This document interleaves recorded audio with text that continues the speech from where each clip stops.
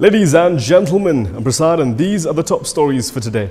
Najib Abdul Razak's lawyer Muhammad Shafee Abdullah asked to be excused today after his pet dog allegedly jumped on him, fracturing his hand. He also told the three-member Court of Appeal panel that he was in pain and needed urgent medical attention. So this means Najib's pre-trial proceedings with regard to the charges involving SRC International, which was initially scheduled to conclude today, will resume on Friday. Sir, have you heard from Najib Shafee? How is his hand? I'm not sure. We're going to find out. His left hand or his right hand? Left hand. But don't quote me. I can't remember now. We have a result for these three. We don't know. It depends on the court. If the court is ready to decide. Nobody can rush justice. You cannot predict. Yeah. Nobody can rush justice. Okay, thank you.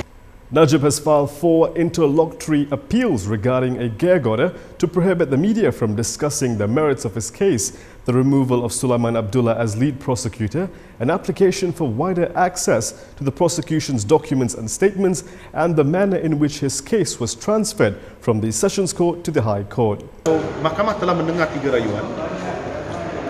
Yang satu lagi rayuan berkenaan dengan sijil transfer itu kita dengar pada hari Jumaat pukul 9. Mengenai regulatory itu bagaimana tak?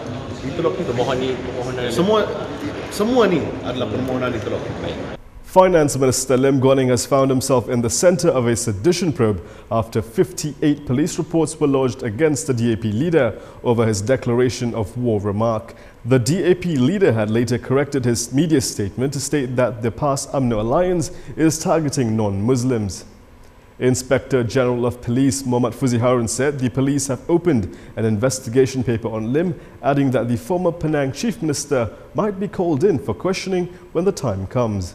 Malaysia Airlines Berhad has been bailed out 3 times in the past but continues to struggle. This was pointed out by Plus Berhad chairperson Muhammad Sharif Muhammad Qasim, who said the government should look into the growing calls for the national airline to be shut down. Dr. Mahathir Mohamad was asked to respond to this. This is what he said.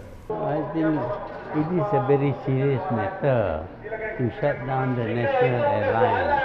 We will nevertheless study the situation as to whether we should shut it down or we should sell it off or whether we should refinance it. All these things are open for the government to decide. Former Prime Minister Najib Abdul Razak also weighed in on this issue.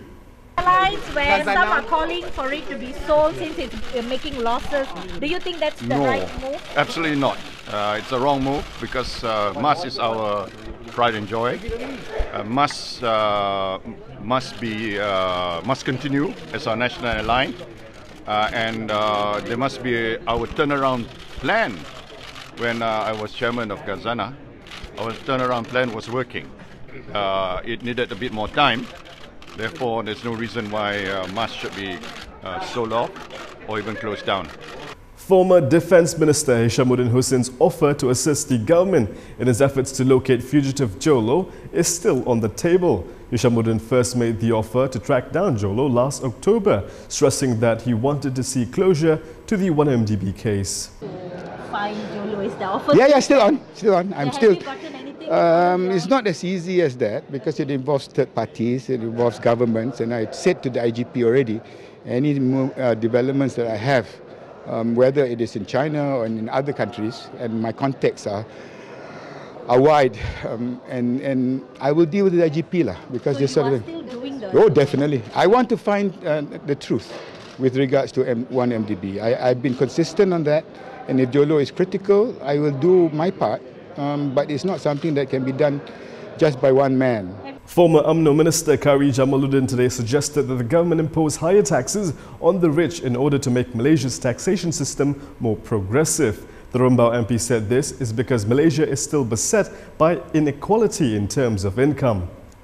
The income tax threshold for the highest income bracket should be increased. So they should pay the marginal tax rate, top marginal tax rate should be increased. So if you make more than 200,000 ringgit a month or make more than 500,000 ringgit a month, your income tax rate should be increased. That's one way of making the income tax more progressive, as well as other tax instruments like capital gains perhaps or wealth tax. But these have to be studied in more detail because, as was mentioned earlier in the panel, it can lead to capital flight, it can lead to people evading taxes. So that's something that the Tax Reform Committee at the Treasury needs to look into. But my main point is that Malaysia is still a very unequal society in terms of income and wealth, and you can use the fiscal tax system to try to be more progressive and address that.